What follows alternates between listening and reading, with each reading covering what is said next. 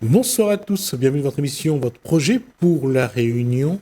On va parler de ce qu'on est vraiment. Euh, est-ce que je suis ce que vous voyez ou est-ce que je suis autre chose que vous ne voyez pas? Bonsoir, Guy Roger. Bonsoir, Jismi. Bonsoir. Guy Roger pense que je suis ce que vous ne voyez pas. Oui. En fait, je vois avec ce que j'ai appris. Donc, si je te vois parce que j'ai appris que tu t'appelles Jismi, que tu es présentateur. Donc, je vois ça. Ça, je peux le voir. Mais il y a quelque chose au-delà de ce que j'ai appris que je ne connais pas comment voir. Et dans cette, j'allais dire, dans cette démarche spirituelle, il y a une chose qu'on apprend. Chaque individu est unique. Son chemin de vie, son environnement est à lui. Oui. Donc, on ne peut pas dire qu'il est connecté aux autres. Oui. Mais ça, je me pose la question. Je ne parle pas de Je son doute énergie. de ça quand même. Je ne parle pas de son énergie, là. Ouais. Je parle du matériel. D'accord. D'accord? Son véhicule, sa façon de voir, de penser, voilà. Oui, oui. L'environnement dans lequel il gravite. Oui. Superficiellement, on est Il y a tous une guêpe différents. sur votre chemise. Oh, ça va. Oh, il veut rentrer dedans. Voilà, ça c'est excellent. Là, il y a une énergie qu'on ne soupçonne pas. Vicieuse. La question sur sur ce que je disais, c'est sommes-nous ce qu'on voit ou sommes-nous une énergie qu'on ne voit pas, qu'on ne devine pas, Voilà. et que peu de gens savent ou s'y intéressent. Oui, mais Jismi, regarde, on s'est identifié à un corps, ok? Et on dit, moi, je ressemble à mon grand-père, j'ai, tu sais, ces gènes-là, certaines choses, et puis je suis différent de tout le monde. Mais quand tu dis je suis différent, ça veut dire que ça implique quelqu'un. Ça implique que tu dis je suis. On se compare toujours par rapport à quelqu'un d'autre ou à autre chose. C'est ça. C'est-à-dire que le personnage que je suis, c'est quelque chose qui est sujette à quelque chose qui s'est passé. Donc, ce personnage-là, il est mis en place pour faire en sorte que existe l'étiquette. Et l'étiquette n'est pas une réalité. Non, je ne veux pas dire que l'étiquette est une réalité ou pas. C'est pas ce que je voulais dire. C'est que dans ce à quoi on ressemble, dans notre physionomie, dans le matériel, il y a une facilité à se différencier, à être soi, entre guillemets. Et dans l'énergie, c'est pas la même chose. Je peux pas dire que si demain on dit on est énergie, est-ce que cette énergie-là est la même ou est-ce qu'elle est vraiment différente? Alors, il faut savoir c'est qui c'est soi. L'énergie qui est en Guy Roger est une énergie, celle qui est en moi est en moi. Mais est-ce que c'est la même énergie? Est-ce que ça se ressemble? Est-ce que ça se ressemble comme deux gouttes d'eau? Ou c'est... Ce que je suis, c'est ce que tu es. Ça ne peut pas être différent. La nature même, l'essence de ce que je suis ne peut pas être différente de ce que tu es. Ce que tu es, c'est la même chose, c'est une seule énergie, un seul ensemble, et il n'y a personne, il n'y a pas d'individu là-dedans. Il y a juste soi. Le soi est un seul tout qui ne peut pas être dissocié des autres. Donc quand tu vois quelqu'un et tu lui dis « mais lui, il est différent de moi », non, il n'est pas différent, il est moi. Et si tu sais qu'il est toi, jamais tu fais du mal à quelqu'un dans ta vie. Tu vois, le problème avec nous aujourd'hui sur cette planète, c'est qu'on a cultivé cette façon d'être qui est différente les uns des autres. Et quand on a la différence, il y a la division. Mais la différence, elle est cultivée parce que les gens veulent être uniques. Non, ils veulent être ce qu'ils pensent être, mais ce que tu penses être n'est pas vrai. C'est une projection de ce que tu te donnes d'être. Si on lui a appris que il est lui et qu'il est unique, il veut absolument garder cette différence. C'est là tout le leurre que nous avons chacun d'entre nous à croire que je suis quelqu'un d'important. Et on se donne de l'importance dans tout ce qu'on fait. Et ça devient arrogant pour tous ceux qui nous entourent. C'est une scène dans un film qui s'appelle Phénomène, avec John Travolta, qui, bon, on va apprendre plus tard qu'il a une tumeur au cerveau qui appuie quelque part et qui a créé une activité cérébrale très forte. D'accord. Et il est capable de faire de la télékinésie. Il pose un crayon là-dessus, il passe sa main dessus, le crayon bouge, après il joue avec le crayon. Et le monsieur qui est en face de lui, il dit « Mais comment vous faites ça ?» Il a dit « C'est une collaboration. » Oui. Parce qu'on est fait pareil. C'est un crayon en bois. Oui. Et le monsieur il dit « Ah bon, vous êtes en bois ?» Non, on est fait d'énergie. Oui. Et j'ai trouvé cette image très forte. Oui. Parce que lui, il n'a pas regardé le crayon, il n'a pas regardé s'il fait en bois, s'il fait de bois ou autre. Il a dit juste, c'est de l'énergie. Voilà. Alors, cette énergie, tu vois, qui est là, partout, a créé la forme. La forme qui est différente. Qui est toi, qui est elle, qui est lui, qui est l'arbre, qui est l'oiseau, qui est le tigre. Ils sont tous différents. Et chacun a son uniqueness, tu sais, dans sa façon d'être, tu vois. Mais ce qu'il y a là, c'est pas ce que tu es. C'est une représentation de l'essence de toi-même. Ton essence a fabriqué toutes ces choses. Et ton essence, ce que tu es pour de vrai, ok, vient faire l'expérience dans les choses qu'il a créées. Il fait l'expérience dans les choses qu'il a créées. Et toutes ces choses, eh ben, on est en rivalité parce que personne ne reconnaît que je suis cette essence-là, qui est commun. Nous sommes communs. Mais tout le monde croit qu'il s'est identifié à quelque chose qu'il s'est donné d'être. Donc, il n'est plus le grand je suis, il est le petit je suis qui s'est identifié à un corps. Et là, il y a un leurre de ce que je suis, le grand je suis est. Le leurre est ce que je pense être. Parce que j'ai appris comment je suis dans le passé avec mes expériences. Ah, j'ai fait ça, je peux comprendre ça. Et donc, je m'identifie à ce que j'ai appris de moi. Donc, je viens dans le présent, puisque le présent, ça sort du passé et ça vient dans le présent. Tout ce que j'ai dans le passé, je le mets là, je l'impose parce que c'est moi. Hein? Je dis, je suis ça. Mais en fait, ça, c'est une identité que tu t'es récoltée avec tout ce que tu as pu comprendre. Mais ce que tu es pour de vrai n'a rien à voir avec ça. Ce que tu es, c'est l'essence. L'essence de tout ce qui existe.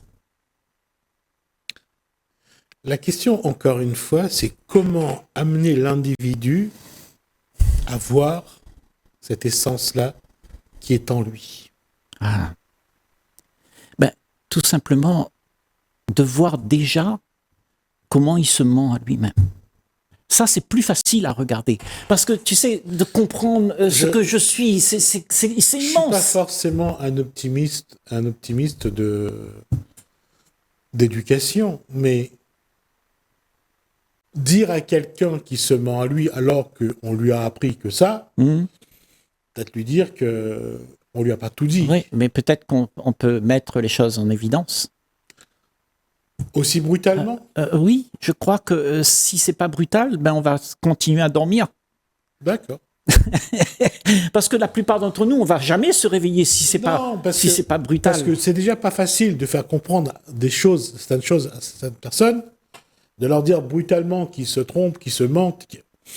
Tu sais, regarde Gismi, regarde les grands changements dans nos vies à nous, hein, dans la vie de chacun d'entre nous. C'est quand il y a eu une grosse catastrophe dans nos vies. Oui. Hein? Je suis. Il faut cette catastrophe pour qu'on puisse se réveiller de la torpeur dans laquelle on est et du train-train, du confort dans lequel on s'est donné d'avoir pour pouvoir ne pas être embrouillé avec tous les problèmes qui arrivent.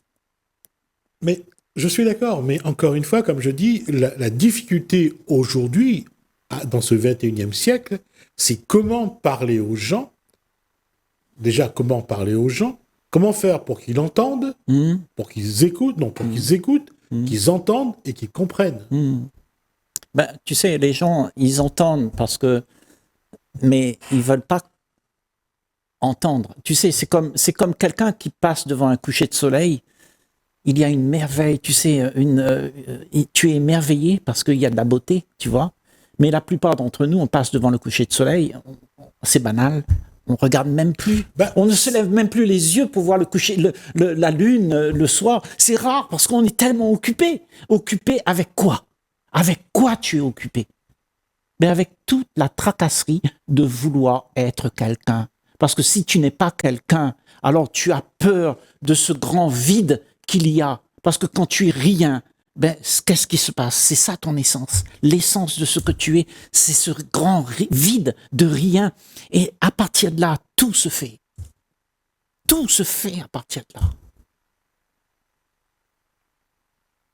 Je pars du principe que depuis que le monde est monde, les schémas qui ont évolué bien sûr, mais malgré tout, des schémas qui ont été transmis, l'individu essaye d'abord de savoir qui il est dans ce qu'il voit. C'est ça. Pas dans ce qui est en lui, dans ce qu'il voit, dans ce qu'il peut matérialiser. Comment déjà changer le regard? Et quand on fait une analyse, vous avez les gens qui sont dans la quête de soi vraiment. C'est-à-dire, ce sont des gens souvent qui sont moines, qui vivent en vase clos, en autarcie, ouais. qui se coupent du monde, d'accord? Et ils ont suffisamment de temps pour aller chercher leur énergie, leur image intérieure, leur force intérieure, les connexions avec l'univers. Ils ont le temps, donc ils ont aussi le savoir, parce qu'ils vont prendre le temps d'apprendre à aller vers des choses auxquelles ils sont liés, qui plus est.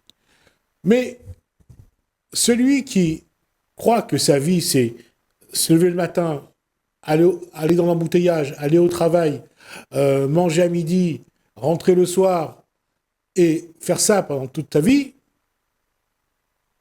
comment lui expliquer que c'est peut-être pas tout à fait ça la routine qu'il devrait avoir? Je vais te répondre. Tu sais, quand tu vas au cinéma ou quand tu vas dans un théâtre où il y a un illusionniste, un magicien qui fait des tours, tu rentres chez toi et tu vas croire attends, laisse-moi finir. Que ce qui s'est passé, c'est quelque chose que tu peux pas comprendre, mais ça se passe, tu vois. Mais le jour, tu vas marcher avec cette idée de la magie. Mais le jour où tu as vu que c'est un truc qu'il a, eh ben, toute sa magie, son envoûtement pour toi cesse. Et moi, je dis, si tu vois la vie telle qu'elle est, l'envoûtement que tu as pour cette vie cessera. Je vais être méchant dans la réponse que je vais faire. Les gens vont regarder un spectacle de magie, sachant très bien que c'est truqué. Oui. Mais ça leur fait plaisir de voir que le trucage marche, fonctionne, qu'ils n'ont pas trouvé, qu'ils n'ont pas vu le truc. D'accord. Sauf que, tu vois, mets un enfant à regarder ça. Un enfant innocent. Il va croire. Il va croire qu'il y a quelque chose qui est impossible. Il y a une magie. Voilà, il va dire c'est de la magie. Oui. Ok. Et nous, quand on grandit, on se doute un petit peu, tu vois. Bien sûr, quand tu es grand, tu vas pas te gober tout ça. Ok. Mais ce que je veux dire, la majorité d'entre nous, on a gobé déjà quelque chose. On a gobé l'illusion dans laquelle on est. On s'est donné des histoires et ces histoires sont devenues nos illusions qu'on croit. On croit en ça. C'est faux, mais on croit. Et on veut garder parce que si on perd ça, on perd la magie de ce qu'on est devenu, de ce qu'on pense, de ce qu'on croit, de ce qu'on a pu avoir avec toutes ces choses qu'on a gardées comme étant quelque chose d'important. Je trouve que la posture de Guy Roger est parfois sévère. Parce que Guy Roger ne tient pas compte du fait que ces gens-là, et je m'implique dedans, moi aussi, il y a eu une éducation à la vie. Oui. Il y a eu une façon de dire, regardez la vie, c'est comme ça, c'est comme ça. Pour faire ça, c'est comme ça. Oui. On leur a pas dit que plus tard, vous allez découvrir que tout ça, c'est un mensonge, tout ça, c'est de l'illusion, tout ça, c'est éphémère. On leur a pas dit ça. Oui. Mais- Mais par contre, ce qu'on ne leur a pas dit, c'est que à cause de cette illusion qu'ils ont cru, ok, on l'a pas dit qu'il y a qu'il y a autre chose. Eh ben, à cause de ça, ils souffrent. Ces gens-là souffrent. Et moi, je suis concerné par cette souffrance. Parce que j'ai pu comprendre cette souffrance, parce que j'ai été comme ça. Je me suis fait illusionner par ce monde. Ce monde m'a dit comment je devrais être, qui je dois être, comment je dois réussir. Et je me suis aperçu que ce que je suis devenu, c'est faux. Et là, je souffre parce que je suis faux, je ne suis pas vrai. Donc la sincérité de savoir qui tu es, ça te libère. Sur ce que dit Guy Roger, cela implique qu'à un moment, il y a une prise de conscience. Bien sûr. Bien sûr. Alors cette prise de conscience, c'est parce que justement, je me suis permis de regarder ma souffrance. Parce que ma souffrance m'a fait arrêter pour que je puisse me poser des questions. Mais la plupart d'entre nous, on ne veut pas souffrir. Donc on continue, malgré nos souffrances, à croire qu'on peut esquiver la souffrance. Donc on passe notre temps à esquiver la souffrance pour ne pas voir la vérité. On ne regarde pas la vérité, on regarde ce qu'on veut voir. Tout ce qu'on projette, ben c'est ça qu'on veut. Mais la réalité, non, c'est pas possible. Je veux pas le voir. Je veux même pas savoir que je suis égoïste. Je veux même pas savoir que je suis menteur, que j'ai toutes ces choses en moi qui a fabriqué le monde. Je veux même pas le savoir parce que ça me dérange. Ça dérange ce que je suis devenu. Parce que ce que je suis devenu, c'est un faux truc que je me suis donné d'être pour pouvoir être accueilli dans ce monde. Parce que ce monde ne va pas t'accueillir si tu es différent d'eux. Parce que tout le monde fait ça. Tout le monde a une image de soi. Donc personne n'est vraiment réel. C'est que de l'apparence. Oui, mais il faut d'abord commencer par, j'allais dire, par l'individu. C'est l'individu qui crée un individu, plus un autre individu, plus un autre individu, crée j'allais dire, cette illusion.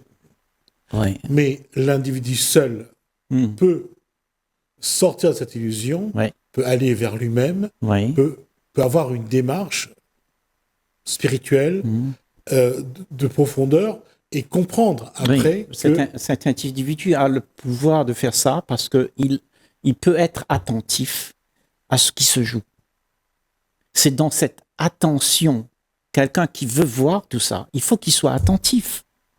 Mais quand il court, il est occupé avec sa course pour réussir, pour gagner, pour prendre. Et en fait, on est embarqué dans tout ça et tu regardes le monde entier, c'est ça. Et au bout de tout ça, il y a la guerre. Parce que nous sommes en train de nous gesticuler pour pouvoir gagner quelque chose. Et là, on est en train de dire comment faire pour arriver à mettre le doigt dessus. C'est-à-dire que quand tu vois ce qui se passe, chose qu'on ne voit pas, puisqu'on est occupé. Bon, pour voir, il faut être attentif. Et personne ne le verra s'il n'est pas attentif. Quand tu vas regarder un coucher de soleil, si tu n'es pas attentif, tu vas rien voir. Tu vas rentrer chez toi vide, comme tu es arrivé. L'émerveillement, c'est quelque chose qu'il faut être attentif. Attentif à la vie qui se joue, à la fleur qui grandit, au coucher de soleil qui est émerveillant. Cet émerveillement te fait rendre libre l'esprit pour que tu puisses voir. Mais l'esprit qui n'est pas libre, eh ben, il est tout le temps en train de gesticuler. Ça ne cesse jamais. La plupart d'entre nous dans ce monde, c'est ce qu'on fait. On est tout le temps en train de penser. C'est de la jacasserie constante qui se joue. Et c'est le seul fait d'être attentif à ça qui fait que il peut y avoir, je dirais, pas nécessairement, obligatoirement, parce que c'est une grâce. C'est la grâce, ça. Quand quelqu'un arrive à voir ça comme ça, il a de la grâce parce qu'il a vu le mensonge. Et le fait de voir le mensonge, il a la grâce de voir la vérité. La grâce de voir la vérité. Et quand tu as vu la vérité te libère. Et c'est ça qui se passe. Quand nous avons commencé à comprendre les choses de cette manière-là, eh bien, on change. Mais personne ne peut faire ça pour toi. Tu ne peux pas dire à quelqu'un comment il doit être, qu'est-ce qu'il doit faire pour prendre conscience et tout ça. C'est l'affaire de chacun d'entre nous. Il n'y a personne qui viendra te sauver. Tu peux lire tous les bouquins de la planète et tu peux aller voir tous les gourous du monde. Il n'y a personne qui va te donner ça. Il n'y a que toi qui peux le faire. Cette prise de conscience est seulement si tu vois comment tu vis, comment tu es, qui tu es, et quand tu t'aperçois que ce que tu es là, c'est juste de l'apparence, c'est pas quelque chose de sincère, de vrai, que tu te mens en fait, tu te mens. Et puis on se ment parce qu'on a besoin d'exister dans ce monde. Et si tu as vu ça, eh ben c'est là que ça commence. Reste quand même que, et je reviens sur la remarque que je fais tout à l'heure, Guy Roger présente toujours la chose comme si c'était simple à le faire. Justement, parce que nous sommes compliqués. Ça veut dire que la simplicité, on ne comprend pas. J'aurais aimé voir tes disputes avec quand tu étais marié. Tu dois avoir toujours raison, toi. Ah oui, c'était compliqué. Moi, je sais, parce que j'ai vécu une vie comme tout le monde. Tu sais, moi, je suis un humain comme toi, Gismi. J'ai compris, j'ai vécu la vie dans la souffrance aussi. Je connais tout ça. Et je me suis bagarré avec ma femme, avec mes enfants, avec mon banquier, tout ça, parce que je voulais briller. Et j'arrivais pas à briller à cause d'eux. Je me suis dit, à cause d'eux, je peux pas être ce que je veux. Donc, j'accusais tout le temps quelqu'un. Mais quand tu fais ça, tu fabriques le monde. Le monde devient un problème. Mais quand tu cesses de faire ça, t'as plus de problème. Les gens autour de toi, ils ont plus de problème. Parce que tu veux rien, tu n'attends rien d'eux. En fait, ils veulent bien à ce moment-là venir à côté de toi parce que tu ne condamnes pas, tu ne juges pas. Oui, mais je reviens sur cette... et ça va être ma dernière question aussi. À quel moment, et là je parle à Guy Roger, à quel moment il y a ce déclic de se dire que finalement, entre toute cette belle vie dont j'ai rêvé et que j'ai, une maison, une famille, et les disputes, et d'être dans mon coin, tranquille, en paix avec moi. À quel moment le déclic se fait pour se dire je vais choisir d'être seul, d'être en paix avec moi, d'être bien avec moi-même et d'arrêter d'être dans ce monde d'apparat qui finalement ne m'apporte pas ce que je cherche. Je crois que ça se passe seulement quand tu as assez d'humilité pour voir que ce que tu vis n'est pas vrai. D'accord. Et cette humilité, elle a besoin de beaucoup d'énergie de ta part parce qu'on est embobiné avec des choses qui nous donnent la fierté d'être. Et tant qu'il y a cette fierté d'être, on ne peut pas être humble pour voir qui on est. Je termine là-dessus. Merci Guy Roger. Je ne vais pas continuer. De toute façon, il ne changera pas.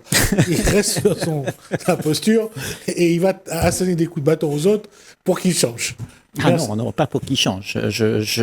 Moi, j'ai changé et je ne demande à personne de changer. Parce que c'est pas mon problème, ce que les gens vivent. Ce que les gens vivent, c'est leur problème. Et je ne suis pas là pour changer le monde. Je suis là pour me changer déjà. Merci Guy Roger. Merci à vous de nous avoir suivis. Merci Alain, merci François. Je vous dis à bientôt.